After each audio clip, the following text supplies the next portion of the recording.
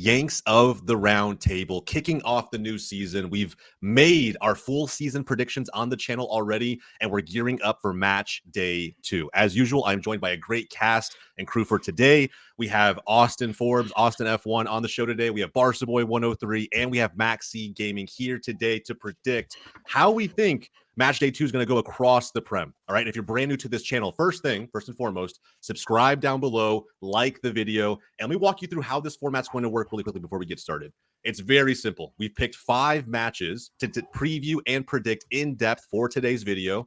Shouldn't take too long. We have quickfire predictions saved for the very end, where we'll quickly predict the remaining 5 matches as part of match day 2. It's a very straightforward concept. I'm excited to have the debate. I'm sure we're all going to disagree in a number of ways, but let's not waste any more time. Let's get right to it. All right. So, guys, the first match is the bright and early match on Saturday. I'm excited to see what Max thinks about this one. It's going to be a good one, man. I will say my record for watching 7:30 a.m. games for United is not very good. That's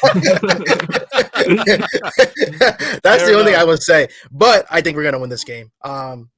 Last weekend against Fulham, we looked. Despite us not being more clinical, we looked good. Our shape looked better. Our defense was better. If you were talking about last season, we would have given up 20 shots. We gave up merely 10 shots this game.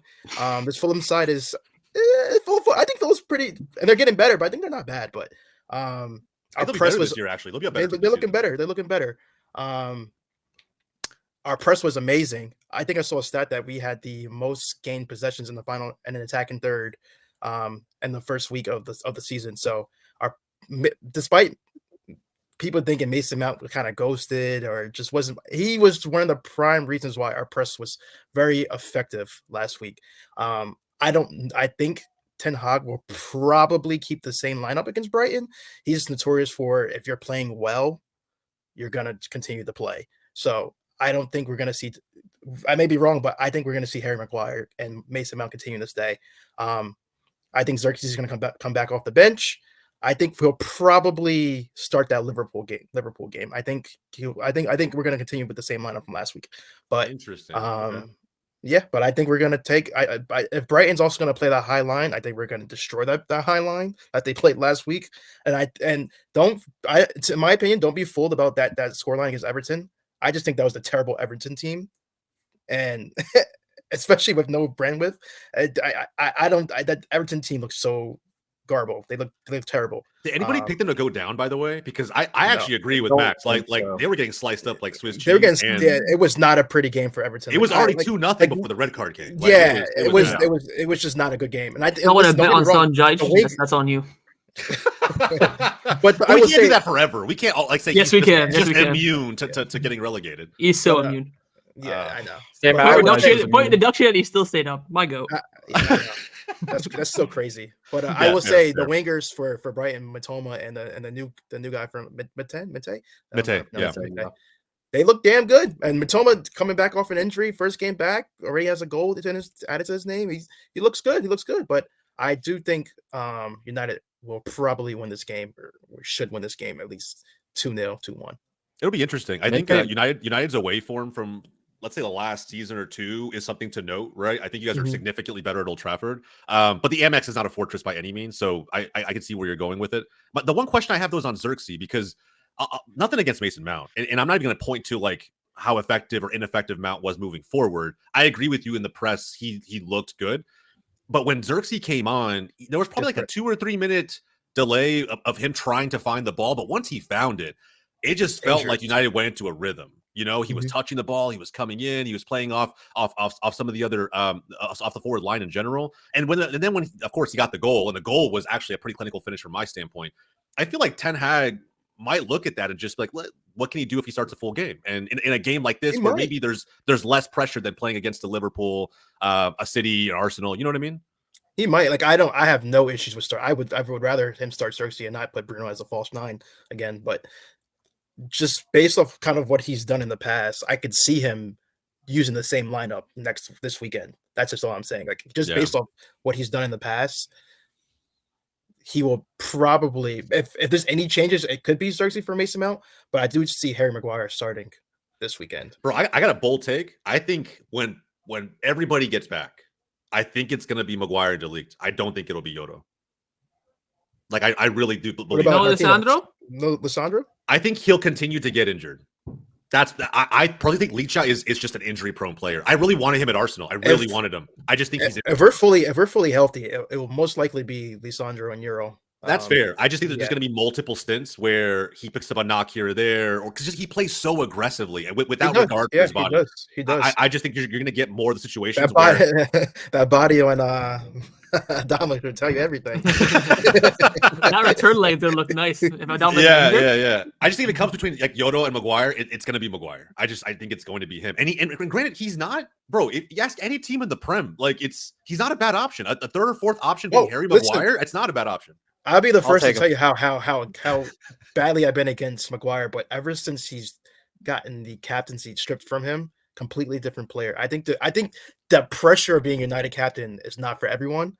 It was definitely not for Maguire, and you can see like he's happier. He's playing much better. He's playing smarter. Like he's just a completely different player, not as a United captain. And my God, the one chance that Fulham really had is the 2v1 of Maguire. Perfectly played. Bro, I'm not gonna lie, but Banana missed that pass a little bit. That was a terrible pass. Yeah, terrible ball. But you could have defended that pretty. And those situations, those shits are so difficult. It is because you have to find where you need to cut off the pass while you're sprinting back. Do you drag a leg and try to time it that way? Do you just try to close him down quickly so he doesn't even get the ball off? You got to make yourself bigger. Like, it's difficult. It's difficult. He did well. Like he played really well. That's why I will think he will start this weekend. So it's crazy to think that with Maguire that he was kind of forced to take the captaincy as well. I think Ole Gunnar Solskjaer said on the overlap that he offered the captaincy to a few other players before Maguire. They all said no. So if those players, said yes, imagine Maguire was, reputation and status. You could say United could be different. I think he's all right as a fourth option, but when you're spending 80 million on him, it kind of sucks that he is the fourth option. Mm-hmm. Yeah, but that's done already, right? Like the fees, you've already paid it. It is what it is. Like you have to, you obviously just have to figure out how to use him now. And I feel like by the end of the season, it will be him and Delete. That's what I expect to happen. That's fair. That's of course with injuries implied. True. For this game, by the way, I think everyone mentioned great points. I think the one point that people forgot to mention is United's form recently at the Amex is not the greatest. Yeah. I think with Brighton's I mean, I think they beat them last season at home when Pascal Gross was unreal to start the season. So I think that should be taken into account as well. I know we talked about before recording no draws, but I see a draw in this game because I think Brighton had a good start, even though the 3-0 like Max said is a bit overshot after Everton played poorly. You're going to have the confidence, going into your first home game of the season. I think from United's perspective, I think there will be one change. I think he will drop Maguire for Delit. I think it will be Lissandro and Delit starting. I think it would be smart of him to put Bruno on the 10 and then maybe drop one of Diallo, Rashford, or Mason Mount and then start the Xerxes up front just to have a bit more balance. Because I think a lot of United fans saying they really want to see Diallo and Garnacho on the wings. But do you drop 350k a week Rashford? That's dilemma for Ten Hag himself. But I think we definitely will see Delit come in. But apart from that, I don't see any other changes. But it's gonna be an interesting game because I know for a fact that when it's the first game of the weekend as well, all eyes are gonna be on it. There's gonna be that pressure as well from United. Yeah. To continue their strong form with the expectations they have this season. Brighton kind of been undershot with their signings and reputation. So it'll be an interesting game, but I see it as a very low scoring draw. Hoppin, if you're a betting man, which I know you are, I will say this point is that I don't think Brighton and United have played each other like over the last few years, like almost 20 times.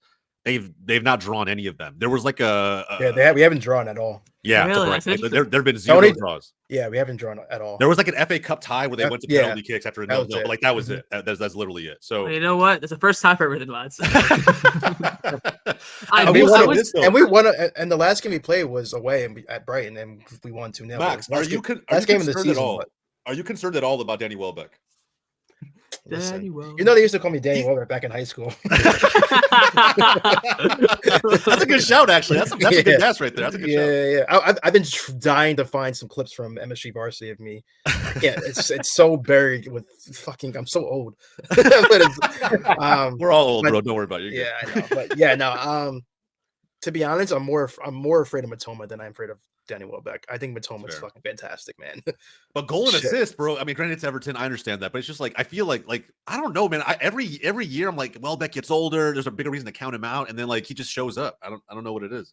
Yeah, he also scored against us last year, I think. So yeah, it'll be interesting. I will say, I think Mente came out injured. I don't know. Yeah. I think he's fine. It was a concussion. It was a concussion. Yeah. Yeah. But I do think Estupinian might be back. Will he? So I think it's right now, 50-50. Right now, yeah, it's 50-50. So that's another thing too to note with Brighton and that's why I kind of give them some props with how they play because they're going to be missing still Verbruggen, Ferguson, and Ciso, maybe Estupinian, Solly March, Tariq Lamptey. And then the Mate just got that concussion, but he should be back. Yeah. So there's there's quite a few players here that have to carry the load while some of these very key players are missing. And then you have this young manager, right? Which I still don't have like a verdict on him, but it's interesting how they set up against Everton. They looked better than I thought they would. So that's my only shot for Brighton. I kind of agree with Hafid. I think it's probably going to be a draw. It's the early game. I see Brighton getting a goal this one. I don't think United will shut them out. I think it's going to be they're going to get on the score sheet. But I do expect. I don't know. I kind of want to see Xerxes start this one. I think Mason Mount is a great player. Mm-hmm. He's expensive, but I feel like he just offers you more in the build-up play, and he offers you a focal point that you don't have with a false nine. I think it'll be too obvious to start Xerxes. I think he didn't have too much involvement in preseason, just came on the game as well. So and that's exactly why I'm saying, especially just how based off, I think. Start. Yeah, I would love Xerxes to start. Trust me. I mean, I would love for him to start. I think he brings a lot more for our starting lineup, more than Mason Mount, in my opinion. But just based off what Ten Hag has done in the past, I can see him starting Mason Mount and Bruno back as a false nine.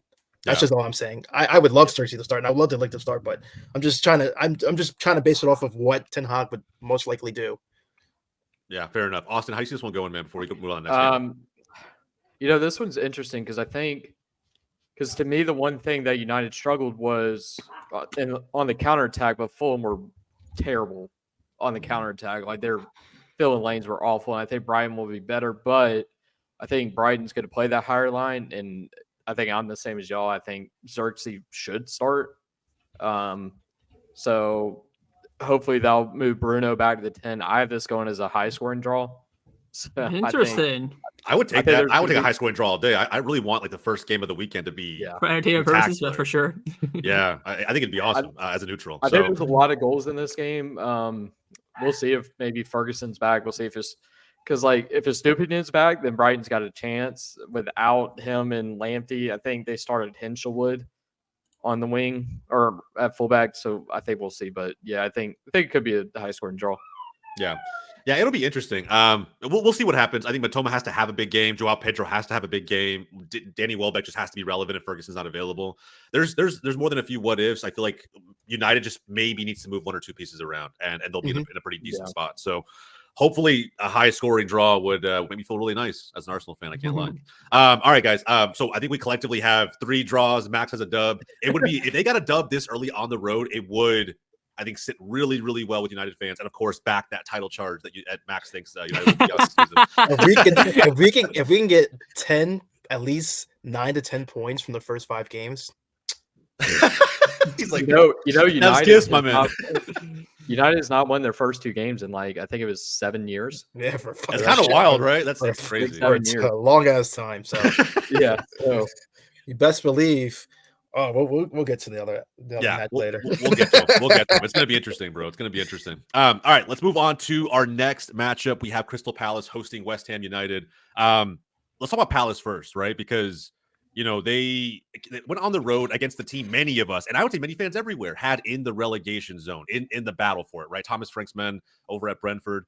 Bro, and Mbumo looked good. That first goal was fantastic. I really like him, bro. I do. I like the way he plays. I like how lethal he can be on the counter. I feel like Brentford showed up for this one. Wissa was, of course, got the game winner. But even Palace's own, it was an own goal that they got from Pinnock. It wasn't like anything crazy. I actually expect Glasser's men to be up for this one, and they weren't. As they should have scored. As they should have. Yeah, true. I felt bad for him, bro. It's like, yeah. I don't know. I feel like Eze could catch a break, and now Elise is gone. And I will say this: Kamada, I was expecting more from him. I don't know if he's up the pace for the Prem. I'll be honest. didn't look like he was ready for week 1. Mateda's like one thing, he came in, he looks tired from the Olympics. He got yanked at halftime. It is what it is. But like Kamada was their first signing this summer, and he just very early. It's very early, but like I don't know, man. He doesn't. No, like they signed him very early. Like yeah. But I don't know how you guys felt about him. Maybe it's just me. I don't know if I'm being harsh, but I just didn't. I didn't feel inspired by him at all. I think he just had a bad game. Yeah, that's really it. He had a bad game. But I mean, it's his first game. I just think Palace didn't play that well altogether, so it's just not him. But this is definitely going to have to be a bounce back first game home against West Ham. Both teams have come off, a 2-1 loss, but I see a draw in this game. And keep in mind, Palace obviously now loses Anderson, so I don't gotta worry about that. Hey, bro, he's actually a pretty consistent center back. Like no. Boy, Riyad probably. They're fine. Don't worry. Yeah. Don't worry. If Chaddy Riyad starts this game, I'm backing a Crystal Palace winning clean sheet. The stocks you have in Chaddy Riyad are wild. But it's quickly to mention, these are two teams that have had a lot of people like underdog story and prediction for this season. Two teams as well that narrowly lost their opening games in difficult games. Although I would say Crystal Palace, I think on paper are better than Brentford, but Villa and West Ham very even game, and of course with West Ham being at home, you thought they would have the edge, but they didn't. West Ham still have to incorporate a lot of their new signs as well. Wan-Bissaka, Todibo, Fulkrug as well. So maybe it's a bit early. Fulkrug has to start, by the way. Fulkrug has to start over Antonio. Dude, Mikel Antonio is so God, bad, he's bro. so bad. I can't. Now that I said that, he's probably gonna fucking score 1 million goals, right? I mean, we won't be there. We won't be there. Last time he said something like that. Look, that's true. Antonio now. But I think I'm safe man on this Antonio. team. He's been bad for multiple seasons in a row. He hasn't been good in quite some time. All right, let's be honest. Yeah. Let's be honest. I don't even think he was starting for Jamaica. Bro, that's fucking wild. I'll say that. Like that's crazy. I No, don't know, man. The guy had 20 touches the whole fucking game. The whole game. I don't know. Fulkrug has to start. He just has to. But I think Selhurst Park on opening day and last day, and against United, Selhurst Park is just different vibes. Yeah. I don't know why. Yeah. But I think it's more in the hands of Crystal Palace than it is for West Ham. I think if Crystal Palace really perform, they'll take that energy from the stadium, and I think they'll go on and get a result. But I am backing West Ham. I think Crystal Palace right now, they're in they're selling players, new players are getting incorporated. They didn't really play well in the first game. Eze's future is still in limbo despite his release clause expiring recently as well. Matata's still come back from the Olympics. He looks rusty. So I think Palace right now are in a bit of a bad patch in terms of their squad and their momentum. So I think if West Ham, make the few adjustments they do from the first game, starting Todibo, Fulkrug as well. I don't think Wan-Bissaka will come in for this game because Soufal's done so well for West Ham as they currently stand. But I am back in West Ham in this game. Interesting. At Selhurst Park, I think Palace actually might start Edouard in this one. I don't know why. I just like that they're going to need some pace to get behind that back line. Mateta has it at times, right? But he looked like he was out of gas. Even at halftime against Brentford. Looked tired. Very tired. He doesn't have, I don't know. He needs maybe a little more rest. For what, like 5 games in 16 days or something? Yeah. Whether Guayu, Mark Gahey, if he's about to be sold to Newcastle, they might not play and not risk the injury. Apparently, they're only like Crystal Palace and Newcastle like $5 million away, so that deal probably will end up happening. So if he doesn't start, then that's of course going to make Crystal Palace a bit weaker. Do you guys think Edson Alvarez moves before the window? By the way, it depends. If there's if they could get a good amount of money for him, they'll probably move him. But like I was saying in our chats, like it's just crazy after 1 year. I mean, I'm astonished by that because I didn't think he had a terrible first year, but no, he was good. I mean, he's better. I mean, a lot of. He's better than Guido and Souček. Like, so it's just for them to just say, for there to be rumors that they're looking to offload him is pretty crazy to me. It just doesn't make sense because they let go of Phillips. You don't really have another versatile option in that position, really outside of Alvarez. Like Souček, he can put in a shift, but I don't know. He also was playing in a JWP type of role this past game. It was really weird. What was that injury? What was the injury he had in the Mexico game? Was it a hamstring? I can't remember what it was. I think he pulled up. Yeah. I think. Do you think it's anything to do with that injury? It's a common injury. It's not really that ground. I didn't know what that injury was. I mean, Copa was 2 months ago. Yeah, he was rumored to be out for 2 months. So it's not like it wasn't a surprise because he did it so early in the tournament. It was a pretty bad injury at the time, but I just don't see it as a reason for West Ham to sell him. Plus, Guido is such a short-term signing. You get him for like maybe a year, and then he's gonna be back in Argentina, River Plate or Boca, wherever he wants to go there. So it's Souček doesn't have many more years remaining either. Like he's on the wrong United side. should be all over that if Alvarez is available. Yeah, that's very true. I agree. Edson, I don't know. To me, he's a hell of a player. West Ham fans might disagree. Maybe I'm being too emotional from like the L3 side of things, but I think there are a few defensive mids who can equally jump into a center back position, have the ball playing ability that he does, and offer and can put in a shift at this level. So I don't know. I think West Ham would be dumb to let him go. But if they did, I mean, I hope he finds a good fit. So wait, did you just say United should be all over that, knowing who the manager is? yeah. He's very familiar with that sin, so it makes sense. Then he would really be bringing the Avengers all back together from Ajax. I mean, that's through and through. What a way to save your job. Just bring back the whole team. True. Very true. To be fair, I think, go ahead. Go ahead. This is kind of off topic, so go ahead. I was going to say, I think West Ham full go. I think Edson fits really well into that team. But I think West Ham will play more of their signings. I think Ward-Prowse should start. I don't know why they played Suchek there. Fulkrug should start. I think Todibo may start. He looked really good. I have them winning pretty easily, I think, this game. I know Palace is at home, but they just didn't look great, and they struggled when the game was open. Like, Brentford was pretty good. To be fair, Crystal Palace did miss a lot of chances in that game as well, especially in the second half. So it wasn't. But it's not just the missed chances; they looked open. Like, it looked like Brentford could go at them, and they did. West Ham they literally did. I mean, they could have scored more. Yeah, and West Ham's better in attack than especially if Fulkrug starts and Bowen and Kudus with Paquetá. Like, I think Palace could be opened up, but it is at Selhurst Park, not an easy place to play. So, but I think West Ham's going to win. Who do you guys think is how do I say it? Who do you think needs this? Well, who do you think needs this game more, Crystal Palace or West Ham? Palace. Palace is at home. Palace because they're at home and because of all the Glasner hype that we had when he came in. I think fans were expecting, this to be a continuation of what we saw at the end of last season. And honestly, they look like Hodgson's back in the managerial seat. I'll be honest. They looked terrible against Brentford to an extent. They created some opportunities, yes, but you just wanted to see them do more. And maybe things would have changed had that Eze goal counted, but it didn't. And they couldn't ever find a way to meaningfully, push Brentford so far back that they were tucked into their own half and had to outright defend and kind of suffer for a bit. I thought that's how the game would go, especially considering we all had Brentford being one of the bottom barrel teams this season. And it just. But my thing with Palace is they just sold Anderson. They might sell Eze and Gahey. How much are they really putting in this season? That's true, actually. I mean, I think West Ham's putting a lot in this season. Will they sell Anderson and Gahey together? They'll sell them together in the window? That would be the dumbest mistake in my opinion. They have Chris Richards, they have Riyadh, but I mean, those are two pretty decent center backs here. But they're also very different. I think with center backs, you need some kind of continuity. You need chemistry with each other. And I don't know. And they play three at the back.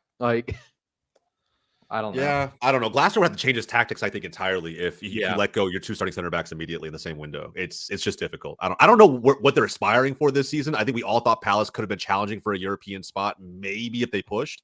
But now, at the moment, it does not. It looks like they're back to, and they're not being linked really with anybody. It's not like, okay, they sold these players, they're going to get these players. Yeah, they're not. I don't know. I mean, I don't know. Yeah, so. I don't know. Maybe Max's last season prediction of Palace going down might come true this season. Who knows? We'll see. If that happens, you'll never hear any of it from me. I mean, if they struggle, Eze is at least getting sold in January. Yeah. Yeah. Well, if they lose this game, do you think Eze's going to be like, get me the fuck out of here? Get me the fuck out. He should have already been having that conversation. When his release clause expiration was approaching, he should have been already all over. His agent should have been all over that. I don't know why he wasn't. So. Especially with Elise gone, I just feel like Eze can play somewhere and be a level up to a top team. I feel like he would cook at Newcastle. Yeah, because I don't know Eze's contract, but remember when Watford went down, Ismaila Sarr was going to be sold for 50 million the summer before. They went down, they sold him for 20. Yeah, that's actually I remember that. Same thing could happen with Eze, so they might try to cash in if things go south. So. Yeah, but if you're right. If you're already on the path to being relegated, you have no leverage. You just have to move players, right? Players want to be out at that point. So yeah, they need to try and move them before that happens. But I'll back West Ham. I think to me they are the better team. But honestly, if I had seen a better version of Palace, it would be very close. To me, this last game that I saw, I don't want to read too much into it. but they just did not look that great in week 1. I think West Ham could pull off an upset here if Kudus gets going, if Bowen gets going. But I will say this, Mikel Antonio, I'm sorry, my G, your days are done. Like, go to the, they need to move him to the bench. Füllkrug needs to be the guy. I don't even rate Füllkrug that much. I support Dortmund in the Bundesliga. I was never really a fan of him, but I think he's a level up to Mikel Antonio 100%. Like, he just has to play. He has to start. All right, let's move on to the next big game. Aston Villa hosting Arsenal. This was going to be this is honestly of the run up that Arsenal have coming up. This game is a derby at this point. It makes me the most nervous. This game makes me the most nervous by far. Villa, bro, can we talk about Amadou Onana really quick? Because I really wanted him at Barca. I'll be honest. I really wanted him. He looked big at Everton. This guy looks like a fucking giant at Villa. He looks huge, bro. And he gained that goal in that first 5 minutes. I think he was like 97% passing accuracy. It looks like he's going to step right into Douglas Luiz's shoes. I'll be honest. Real good. Yeah. He looked real good. Bro, I'm telling you, man. That, damn, I wish Barca would have tried something, man. Just try to, I don't know, make a move. Hoppy, you rate Onana for Barca? Yeah, but I think the price just a bit too much for Barcelona to go out and spend. Of course, I rather would have done 60 million on Onana than Dani Olmo, for instance. But I think, for the risk that would have been taken, I think, again, he's more of a player that's valued at around 40 to 50. So yeah, I'm not too bothered, but yeah, I think he would have been a great fit for sure. Yeah. Anyway, look, I was very impressed. I thought he stepped into Douglas Luiz's shoes and positioned really well. Tielemans also, I know Austin probably fucking hates him, but like I thought he looked good. I thought he looked the best than he has in a while. And I think he looked good. He's always better when he had Ndidi behind him and he didn't have to worry much about the defensive side. Then he was better. And I think they have that with Onana right now. And he did look probably the best I think he's been in 2 years. Yeah, bro, true box to box. I feel like he was kind of coming and going just as he wanted to, and it worked out really well, even though the game was kind of close against West Ham. I think the one area Villa probably want to see take a step forward will be up front. Ollie Watkins is still maybe, I don't know if you could say he's tired. Maybe he's just not in form yet. He didn't touch the ball hardly at all in the 60 minutes that he played. Then he got yanked for Duran. So, I think, and of course he got on the score sheet. So I don't know if that impacts, Unai Emery's decision making at all. I don't think it does. I think you go with Ollie Watkins no matter what. But I think someone like Duran may even pose more issues for the likes of Gabriel and Saliba than Ollie Watkins will at this early stage of the season. That's what I'm worried about going into this game as an Arsenal fan. But I have a question for you guys, because I've been thinking about this all day, and I don't know who we start as Arsenal is left back. Right, going into this game, because whoever's left back is gonna be guarding Leon Bailey. Thank God Villa doesn't have Diaby anymore. We don't have to worry about that guy, but we do have to worry about Bailey. But Bailey's still fucking speedster. I agree. So, and I know Arteta's a man of continuity. He does like to keep things consistent, especially this early in the season. But I can't help but feel like Zinchenko's gonna get cooked at some point. And you guys should literally just put Zinchenko in the fucking midfield. He plays.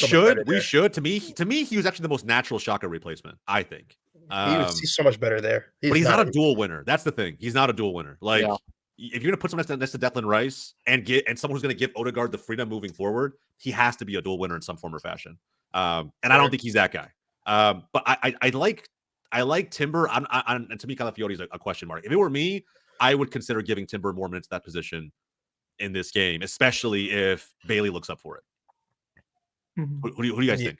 I don't think Calafiori will start. I think it's between Zinchenko and Timber. So I think it'll come down to what Arteta is feeling. I think, like you mentioned, he is someone who likes to have continuity, so he might stick with Zinchenko. But if I'm not mistaken, didn't Zinchenko get cooked last year at Villa Park? Yes. Yeah. So if Arteta's smart, he won't make the same mistake twice. So this is the only team that swept us last season. Like it has to be about like this. There has to be a revenge game factor, no matter what. Like, I don't care what stops Arteta has to pull out. If he has to hire pickpockets again for fucking players to be more aware, I don't give a shit. Like, do whatever you got to do. That, by the way, was freaking hilarious.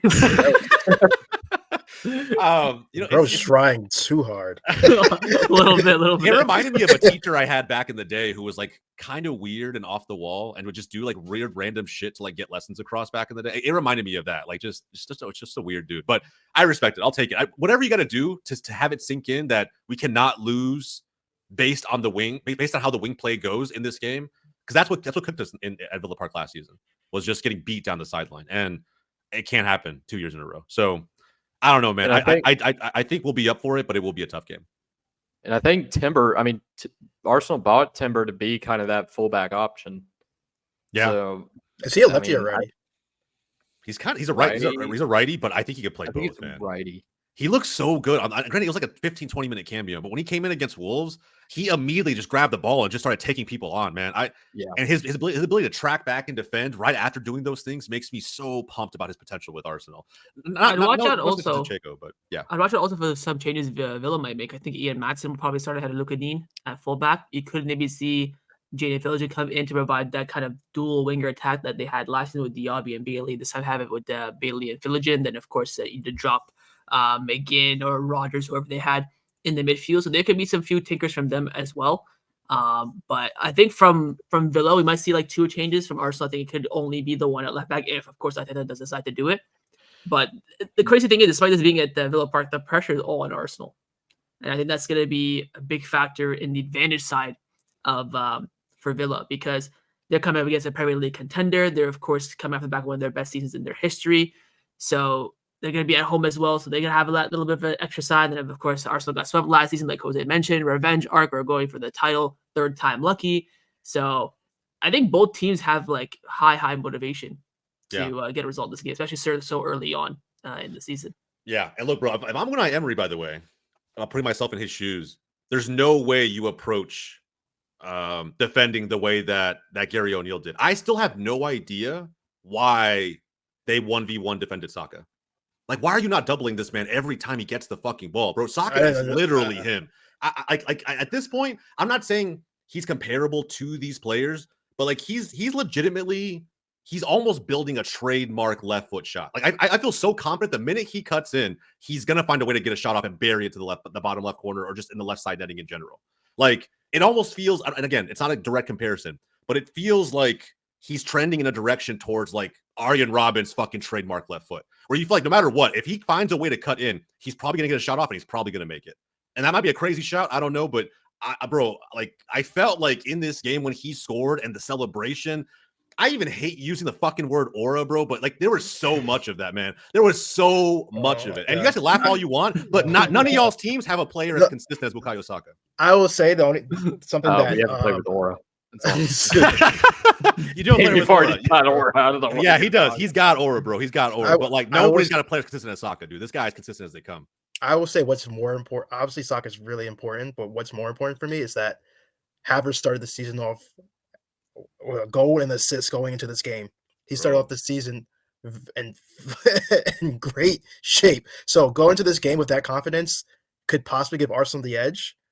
I hope that I'm going to go with Villa because, you know. Yeah, of course. I'm on my hate tour. The hate watch will be on. The hate watch will be on. We will be there. Yeah, we will be there. But Havertz starting off the season the way he did is going to be super important for Arsenal. Very, very, very important. Bro, you know what's crazy about Havertz? He's got, in his last 15 games, he's got 17 goal contributions. Isn't that fucking insane? He's got 10 goals and 7 assists. Don't know why. Yeah, I don't know, man. I don't know. I feel like we don't even have to go after a striker in the final days of the market. I think we need a backup to Saka more. If he keeps this up, I mean, you can just live off Jesus as the backup, which is Speaking of Jesus, could we maybe see the trustworthy Jesus coming off the left instead of Martinelli? I think Jesus is. I feel like Jesus. They tried it last year. Good on the left. Didn't they? Yeah, a little bit, but he never stayed healthy enough for us to do it multiple games in a row. Like we would throw him in if he came off the bench, or maybe start him there, but we can never try it back to back because like he. You know, I don't think Arteta will make that change for this game, but that could be an option heading into the third game. I think the question for left is. Oh, sorry. No, you're good. Go ahead. You're good. I think the question for left could be maybe Trossard and Martinelli, and I think probably they'll be subbed off for the other no matter who starts. So. If there's pressure on one player, Austin, I agree with you. If there's pressure on one player, it's Martinelli, from my perspective. Yeah, I just think that this has to be a big season for him. A big season. Yeah. If Marino gets signed tomorrow, they have to register him by midday Friday, right, for him to play. He's not going to play. He's not going to play. I don't think he's going to play. I don't think he hasn't even done a preseason with Sociedad. He's not going to play. Yeah. Really? Yeah. They came back late, then they left him out to keep him fit for sale. Yeah, so he's literally rusty as they come. But I don't think we see Marino until September. Like we probably won't. But But I do think that Martinelli has to come up big because you have a great finisher in Trossard just waiting, chomping at the bit, like waiting to get into the game. Yeah. I think he has to perform. And especially if for whatever reason we go down 1-0 in this game, we're going to be looking for our outlets in Saka and Martinelli to feed Havertz, to create spaces and opportunities. And we know Saka can do it. We know Havertz can, if he gets a decent volume of chances, bury one and put it away. But Martinelli has to do something. I think he has to offer a good amount of value in this game, or Arteta will yank him and put in either Trossard or Gabby Jesus. I think it's going to be Trossard. I don't think it'll be Gabby Jesus. So I think Odegaard wasn't great. Like, he wasn't bad, but he wasn't like great. And so I think he's also a player that needs to show back up and help with Havertz and Saka as well. I think with that point, though, isn't it? I feel like Odegaard's had to carry this side to an extent, him and Saka, for the last 2 years, right? Like aggressively carry this offense. I think it was really refreshing to see that Kai Havertz and Saka were able to step up in a moment where Odegaard wasn't as great. Kind of how I felt about Gabriel stepping up in a moment where Saliba honestly didn't have that great of a game. He had a couple big mistakes, in my opinion. It just feels like this team is versatile enough, and they're finding ways to compensate for other teammates' performances this early in the season. So if Odegaard does hit another level for this game, which we'll need him to, I have a feeling that it'll bode well for us. But my biggest question mentally is left wing. I don't know what kind of performance we're going to get from either Martinelli or if Arteta switches it up and goes to Trossard. I don't know. We'll find out. First goal wins this game, though. You think so? Yeah. Whoever gets the first. I kind of agree with that too. All right. I think it'll be interesting. I thought this is gonna be like an under 3-goal game. So whoever scores that first goal most likely will win the game. I feel like even if Arsenal did score first, I still feel like Villa could score right back. Yeah. Like they could maybe equalize. I think the momentum will be too much on Arsenal's side, and plus they'll still keep their heads as well, because if Villa score being equalizer, it won't be them taking the lead. So yeah, I still back. I'll heavily back whoever scores first. I have a draw. I have a 1-1 draw. Kind of what you said. I think Arsenal may score first, and I think Villa's going to equalize. But I got a draw in this game. Yeah, up the Villa. We know how Arsenal either 1-8 or 2 are going to be. So. I say 2-1 Villa. Yeah, that's fair. I'll say 2-1. I'll say 2-1. 1-0. Buendia goal like the 83rd minute. Bro, what? Buendia? Get the fuck out of here, bro. Now I know you're trolling. Ain't no way Buendia. Watch what I'm right. If it's gonna be anybody, I really do feel like it'll be, if Villa were to beat us, it'll be how it ended last season, where like Ollie Watkins nets it like the 84th minute or something stupid like that. Yeah, so Buendia said this guy put someone random, I don't rate Buendia at all, but we'll see. We'll see what happens. All right, lads, we have our picks there. Let's move on to the fourth matchup of the weekend. And this was, I think, kind of interesting because I have decently high expectations for both teams. Bournemouth hosting Newcastle. And the question I want to start off with this one is this game, if Newcastle want to be in a European spot at the end of the season, is this game on the road a must win for them?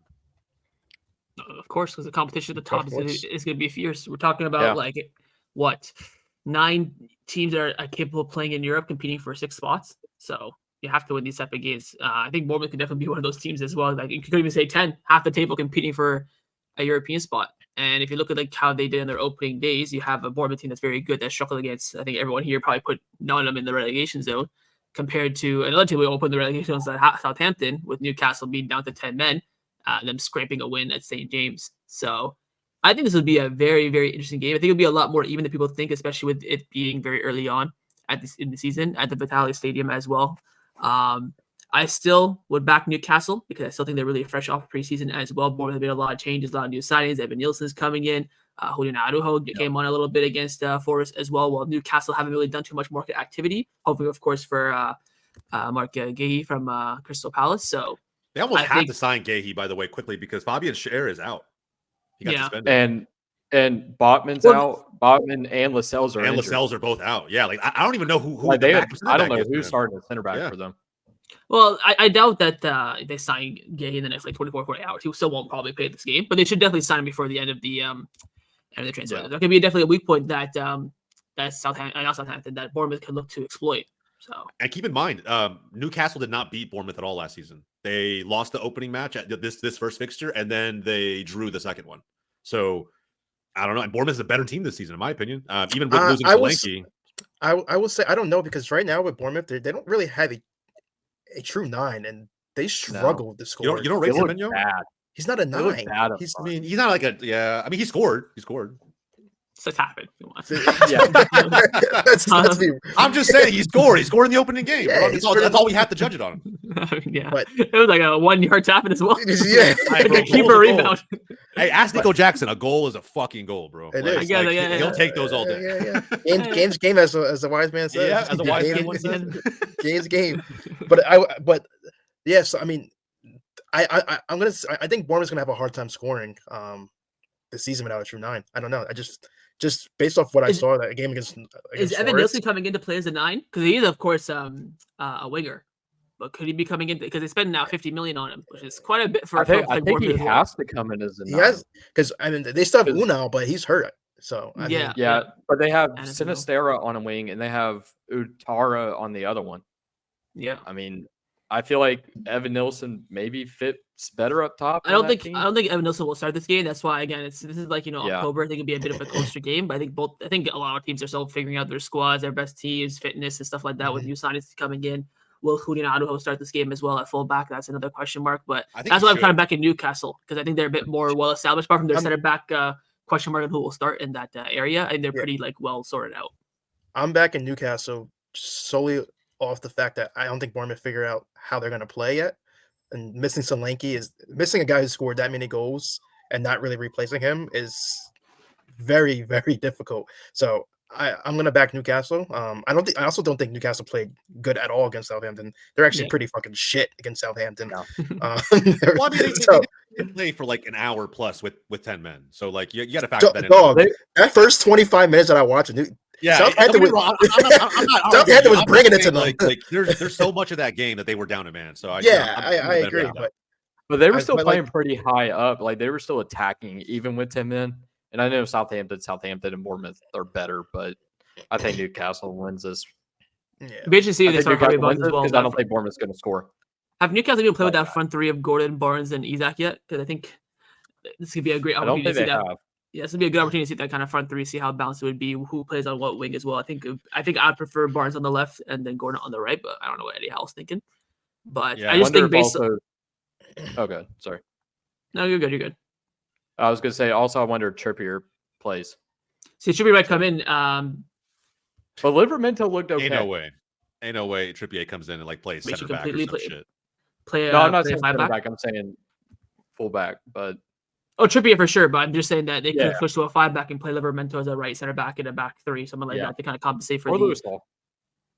Injuries or suspension. So I still back Newcastle plainly on their squad being mainly ready, being picked. Everyone kind of knows what they're starting. I mean, it's kind of like Arsenal, maybe 1 or 2 changes, where Bournemouth is still a bit of a question mark. Is Tonali technically back yet or no?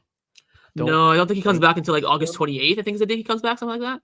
Yeah, because it had to be like a full 10 months or whatever it was, like something like that. Yeah. So I don't know, man. I personally am worried about Newcastle's injuries and the suspension of Fabian Schär. I just think that there's a back line, like to not have, to not be really confident in just that backbone of your team so that you can continue to push forward and create chances.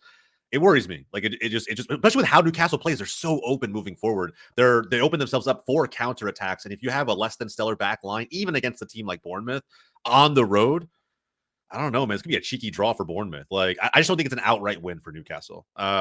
I think that there could be something here. And this is very much like Crystal Palace West Ham vibes. Yeah.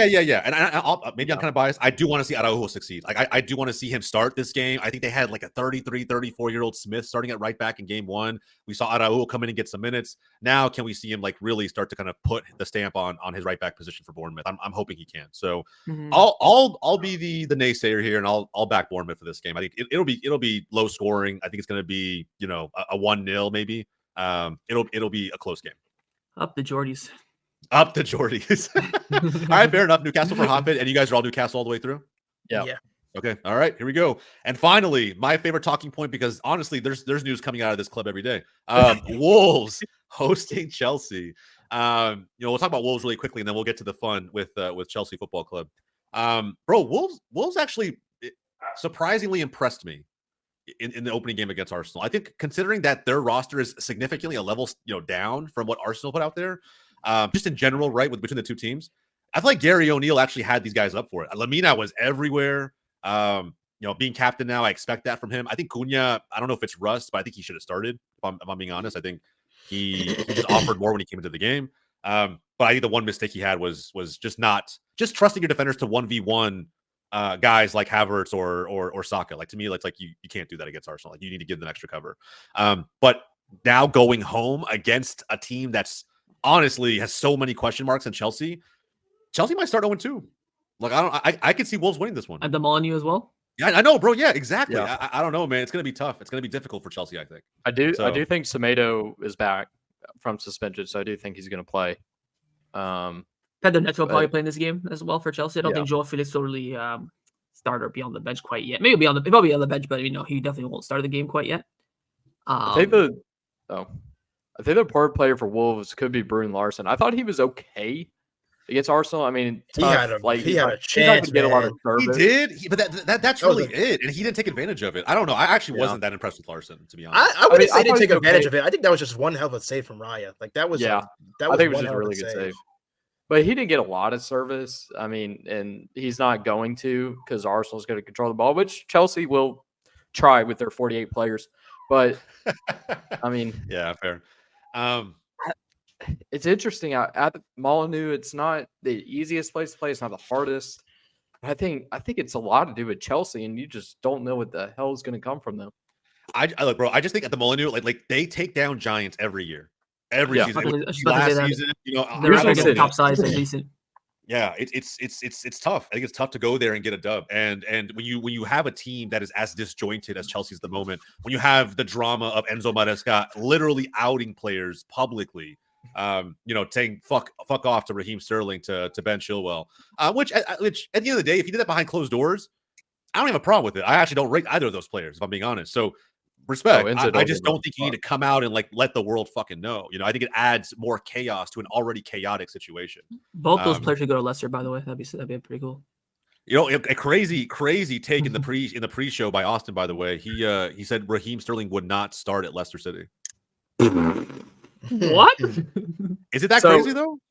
My Who's thing ahead of is him? Fatawi's on the right. He's raw as hell. Mm-hmm. But Sterling plays on the left. Maresca's liked him, and Cooper loves him. So I think he's going to start. It's Bobby D. Cordova-Reid, and the thing with D. Cordova-Reid, like Jose said, he put in a ton of grunt work against Spurs. Raheem Sterling is not going to do that. Raheem Sterling is not going to do the grunt work. Let's need a bit of that X factor. I'd play Sterling off the left and then move and that's the thing. Sterling has that X factor, but I mean, we haven't seen a decent Raheem Sterling in 4 or 5 years. Like, yeah. I mean, Bobby D. Cordova-Reid's not God's gift to the earth, but yeah, like, I mean, you at least know what you're going to get from him. Mm-hmm. Yeah. Something else that we have to mention as well is that Chelsea play on Thursday. They got a Europa Conference playoff game, so they're going to be, playing that game and then traveling up to Molyneux to face Wolves as well. So I think they'll play a fairly decent side on the Thursday playoff game because they want to play in Europe, obviously. I mean, they have enough players to have 2 different squads. So. That's true. They could honestly field a whole fucking B team for the Conference League playoff. They don't even need to worry about like rotation. I think it's a good game for them to get some fitness up, get the chemistry in the team going as well. Maybe get some win to boost the morale as well. Higher fitness ahead of ahead of Wolves as well. So it'll be an interesting game. I think there's a lot of pressures on Chelsea again, especially under Enzo Maresca, and have a good start to the season or preseason. This whole entire squad stuff, them signing players left, right, center, good players that do they fit or not? That's up to Enzo Maresca to decide. But I think if Wolves start very, very strong, they can take this because you look at Wolves' top results against the top sides over the past few years, always because they nick a goal early on. Whether it's Traore against Man City early on, or who was it that scored against Arsenal in the Molyneux? It was like Acuna, like all these. Mm-hmm. Every time when they get like an upset against, or it's Hwang Hee-Chang against City last season as well. So wherever Sarabia, someone just comes in and hits one. Yeah. Exactly. So when Wolves get these results at home against these top sides, always because they get a good start. So yeah. I think this is probably the hardest one to predict, honestly, out of all the predictions. Last season, Wolves swept them, so that's crazy. I mean, yeah.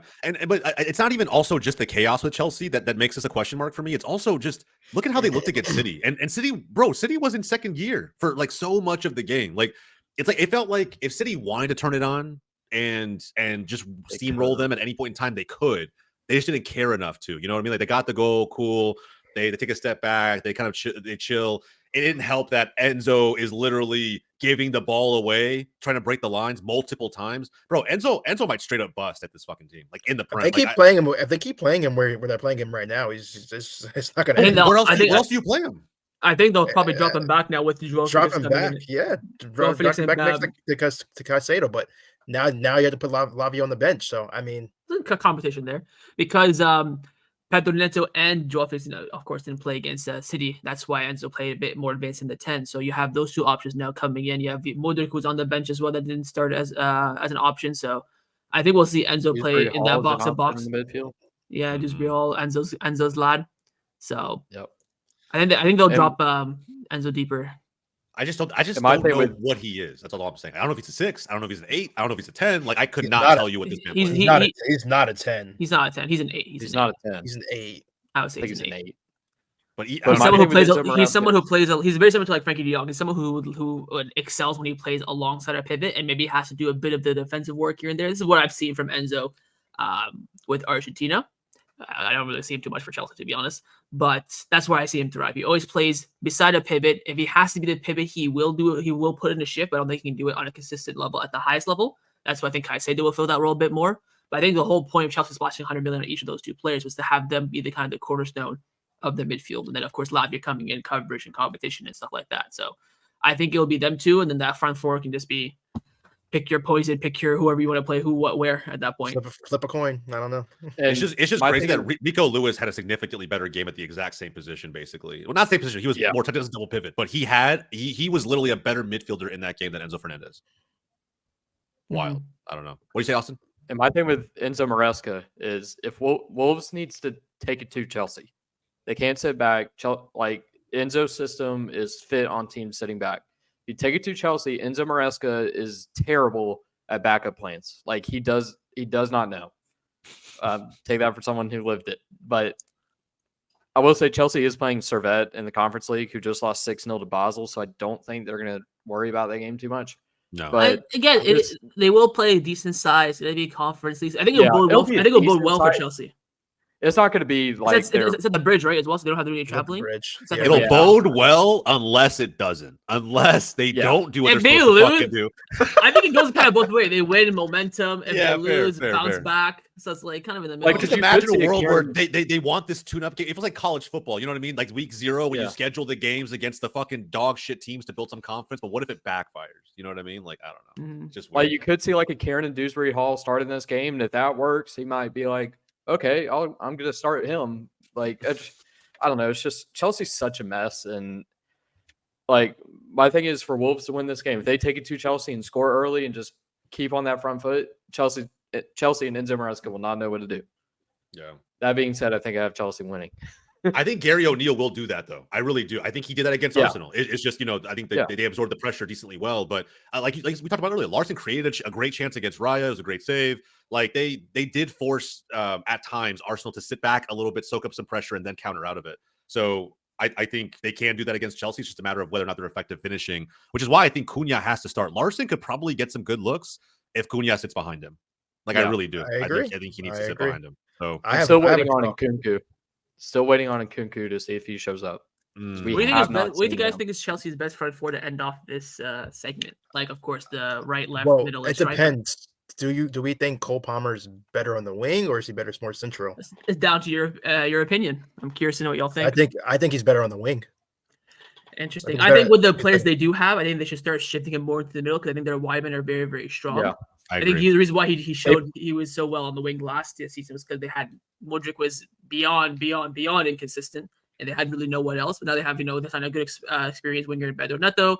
Joao Felix is kind of an inverted forward. So I think you put Cole Palmer in the middle, Pedro Neto on the right, Joao Felix on the left, and then up front depends. You want to play a false 9 Nkunku? Do you want to go with a striker in Guiu or Jackson? I would prefer to go with Nkunku just because I think Jackson's just so limited. And like Enzo also plays very narrow. Like inverted. If he plays narrow, false 9 might suit him much better then.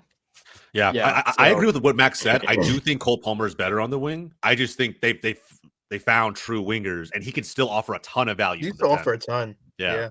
So I just think that's the most natural way. So my 4, Hoppy, to answer your question, would be, I'll be honest, I'm benching Enzo Fernandez.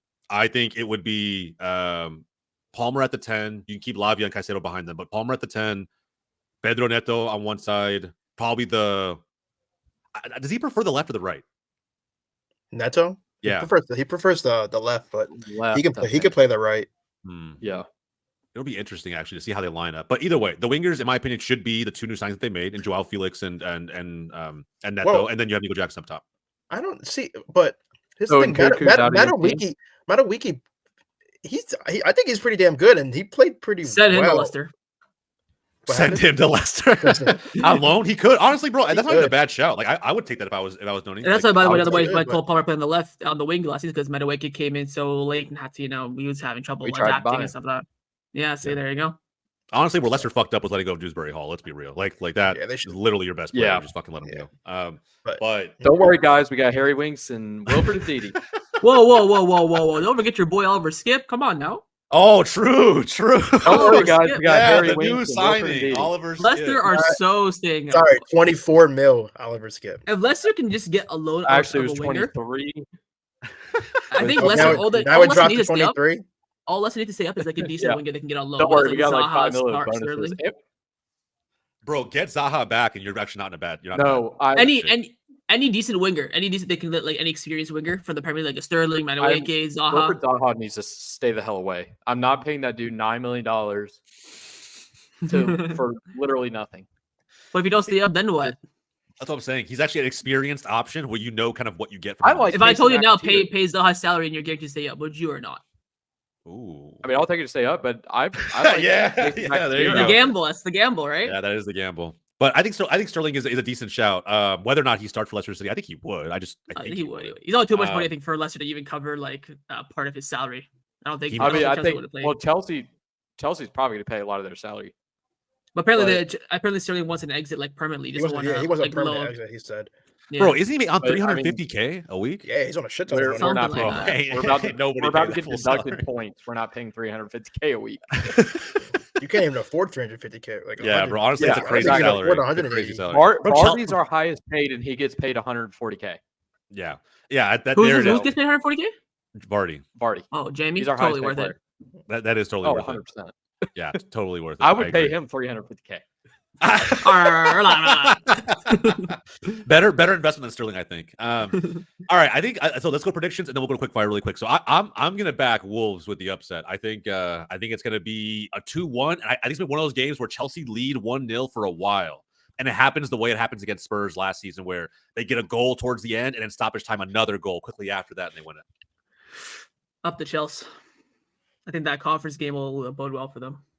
Yeah, that's another question mark, by the way. Well, that's a different conversation. I have Chelsea. Chelsea, okay. 0-0 or 1-1 draw. I hate nil-nils, man. I know nil would suck, but still a good. I guess a decent point for. A lot of less nil-nils nowadays, and like semi-decent top Wolves level will games. take the point. They'll take the 0-0. Oh, for sure. Yeah, they definitely will. All right, we'll see how it pans out. If they can get 6 points out of their start, they'll be happy. True. So, define start really quickly. The first month, 2 First months, 8 what? games. 6 So if they points? I think can- maybe a little bit more than that. Like they'll have to beat Forest, and I think Brentford's their other game. So maybe get a win there, and maybe They'll draw. have to against win that We've one, seen too. this a lot in the past, though, right? When like lower opposition teams have a rough start, all the management have to do is just get the confidence in the players and the coach. And once once they have the difficult run, they're gonna get an easy run now, right? So Yeah, they're going to get an easy run. get So those if they results, can get especially at through- home against Forest and maybe Crystal Palace, Bournemouth, Brentford. Get those results, especially at home. They'll be all right. And with Southampton looking terrible, Everton looking terrible, Leicester's about to get points deduction. Forest didn't look great. Like if you just get points on the board and get ahead through this patch, like they'll be in a good position. The question is, will we Yeah. see Leicester on negative points at any point? No, I mean like Probably they might like lose like I the know, first. bro. I know what you're saying with the Dutch, bro. I mean, I don't know. I think Forest or Everton got deducted in November. Yeah. And How much Forest do you got expect deducted in Leicester to February. lose? Like 5, 7? It's supposed to be like 10 points, no? Well, it can't Really? be 10 because It if should you be get put 8. into administration, it's 8. It should be 8. Yeah, that's Oh, what I Like Yeah. I think It it's should be going to 4. be It 6 should be after 4 apiece. appeals. One for each infraction. It should be 4 apiece. I mean, I think eight, after appeals, it's going to be 6. Yeah. that makes sense. That's on par. And those would be 6 very crucial points. So I think obviously that point against Spurs was huge. For us to get points early, that way when those come down, you're like, okay, you gotta be right, because Everton lost those points and they were barely in the relegation zone, and they were like a point above it or something like that. So I'll tell you right now, if Leicester, convincingly take down Everton, something like Everton's going down, bro. Everton's going down. Like you're crazy. I don't know, man. Like I love. They ain't get Victor Roque though. That's gonna hinder their chances, of course. All right, we're on quick fire predictions, bro. I can't do this shit. All right, guys. So 5 matches, quick fire predictions. Pick your winners. Here we go. Fulham, Leicester City. I'm 1-1. Ooh, I'm gonna go Fulham. 2-1. I'm back in the Jamie Vardy 80th minute equalizer. Austin, back your lads, man. Back your fucking team, bro.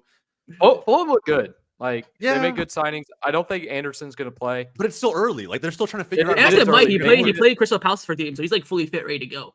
It's not like Joel Felix, who's they need another winger for Adama Traore, and then I think they're a really good mid-table side to replace Willian. Yeah. I just hope we didn't burn too much getting that point against Spurs, because we got battered in the first half, but we look really good in the second half. And Bart should have scored again. Like you said, your lead man's got aura. It's all vibes over there. Juan. He does. He might get hurt next game. City hosting Ipswich. Next. This is the week, as Austin said, this is the week to Holland triple captain week. Yeah, triple cap Holland in FPL. Let's be fucking real. 3-0, Gundogan hat trick. Gundogan. Nah, no shot, bro. I'll be honest. I think this is where like Holland starts like his fucking demon arc. I think it's gonna be like he looked good against Chelsea, and I think he's gonna keep it going. So this is funny. Imagine if Ipswich get a result and then Arsenal like drop points to Villa. I'll cry. I'll literally fucking cry, bro. I'll literally cry. Like you'll see me cry. 1000% you'll see me cry. Then United top of the table. Yes, sir. Yes, sir. Bro, Max would be in fucking dreamland, bro. That'd be crazy. I swear to God, if City drops, there's no way. If City draw and Arsenal, no, there's no way Liverpool win 2-0 and City drop points to Ipswich. Ain't no way. And by the way, that Max, don't be like a Tottenham last season, though. Stop the count. Yeah. No, Max, don't be like a Tottenham last season when they were, I think it was the first international break. They're like 1 point ahead, and they're like, they're screaming Invincibles from the fucking top of Stretford End. Listen, I'll be here for it. I don't even celebrate when we're up like 2-1 or 2-0. Like I told you guys were like, oh, United's up 2-1. I'm like, guys, it's fucking United. Like the game's not over. But you guys are making a little bit of progress, Oh yeah. That's why I say like, hey, when you're up 2-0, like I just I still back United to win the game. As you should, but like last year it's United, and that it's United 75% of the time that didn't happen. So fair. But either way, there's no way in fucking hell City. I will die in this hill. There's no way. I'm smelling a Gundogan goal though. I think Gundogan will score if he plays. Yeah. By the way, Barcelona fan base way too emotional about that shit. All right, let it go. He's gone. He's crazy, gone. Man. He's already in Manchester. I'm been cooking people on Twitter for like 2, 3, 4 days now. Yeah, bro. He's gone. Let it go. It's fine. All right, Southampton hosting Forest. Who the hell is watching this game? Because I'm not. Barcelona play midday on Saturday, so I'm gonna miss all like the big games. I'm gonna say Southampton's gonna win. I don't know. Southampton 2-1 because I'm not. Diaz, give me a Diaz. 0-0 stinky draw. So you're saying goal rush on Peacock's just not gonna get any fucking. They're not gonna pan to this game at all. There's gonna be no action. The action will be like some dodgy red card. All right, fair enough. Bro, I know I backed Forest to get relegated, but I don't know why I just don't rate Southampton. Like they fucking had a man advantage. It couldn't do it against. Did you have Southampton go down though? I think I had both teams going down. Yeah, so you're fine. So I think it's gonna. That's why more 0-0.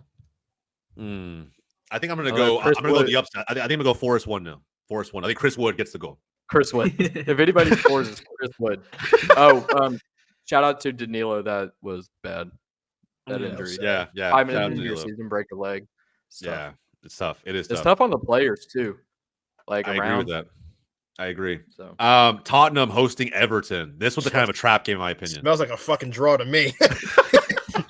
It is the Tottenham Hotspur Stadium first game of the season, though. That's right. There's no way Spurs draw both the opening games of the season to like bottom of the table teams. Like especially after like Edge season 2. I don't know what you're talking about. We're 10th in the league. That's true. I don't know what I'm saying. You're right. The team's got aura, bro. What am I saying? Spurs will. We've won a title more recently than anybody. I say Tottenham probably takes this game. Tottenham By the way, probably 3-1. 3-1. A Solanke goal? No. Tottenham win. No Solanke goal. No Solanke goal. I'm on the agenda of these 60 million euro strikers moving after one decent season. You know how we did the end of season awards last year? We did the best meme. I think the best meme is gonna be Ange on his knees, like fucking just like looking down. That's gonna be the meme of the season by far, bro. Like that was hilarious. I loved every minute of that. All right, Liverpool hosting Brentford to close it out. Liverpool, easy. You back First the game Arne of the Slot era? All right. McAllister long range goal incoming as well. Yeah, I think I know what I don't know why I feel this way about it. I think Trent's on the score sheet in this one. Trent. I think he pushes up, bangs one from outside. Dude, he had a couple interesting distance shots. I feel like dude, once this guy gets warming up, bro. I don't know. Man. I like Trent, obviously, but this is almost the last dance for Liverpool. It is like it is the last dance, 1,000%. Last dance. So, yeah. There's I think half of them are on their last year. Trent, Van Dijk, Salah, all like the last first game in Anfield. Allison's they got a goalie because Allison's probably going next season. So this is it. That's You know, Allison's not gone. Come on, they got to renew his deal. Let's Mamardashvili, man. All right, they're gonna just keep loaning Mamardashvili until Allison is cooked. Nah, I don't know. I don't know why they put it. Bro, why are they haggling for $5 million with Valencia? If he's supposed to be the heir apparent to Allison, why the fuck are you haggling for $5 million? Pay the fucking club and move on. Because Valencia's broke as shit, so they can say $5 million. No. I'm saying if you're Liverpool, why are you going back and forth? Because Valencia's broke and Liverpool are cheap.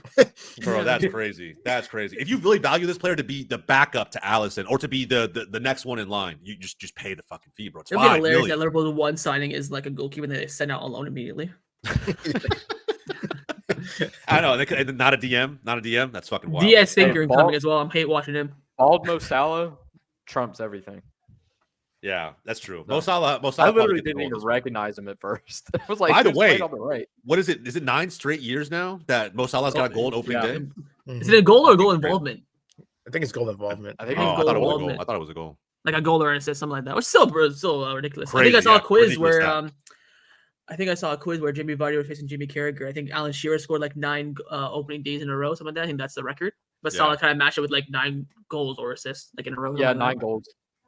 It is goals? Yeah. Okay, it's goals. Okay, yeah. So there you go, bro.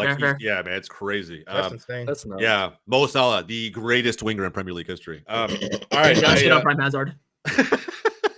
It's an interesting battle that we have back and forth on this show. But that's it, guys. That's it. Those are our predictions for match day 2. Hold us accountable down the comments down below, man. I think the for me the juiciest matchup of this weekend, outside of course, my own Arsenal taking on Villa, is for whatever reason Wolves and Chelsea. I think it's going to be the game of the week.